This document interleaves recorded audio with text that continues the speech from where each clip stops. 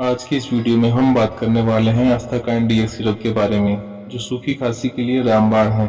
इसके कंपोजिशन में dextromethorphan hydrochloride 15 milligram, chlorpheniramine maleate 2 milligram, phenylephrine hydrochloride 5 milligram शामिल है, जो सूखी खांसी, सर्दी जुकाम, नाक बहना, आंखों से पानी आना इत्यादि लक्षणों से राहत दिलाता है। एक वयस्क इंसान इसका उपयोग 10 ml दिन में 3 बार कर सकता है, लेकिन ध्यान रहे किसी भी दवा का सेवन करने से पहले अपने डॉक्टर का परामर्श जरूर लें और वीडियो को लाइक, कमेंट एंड सब्सक्राइब करना ना भूलें।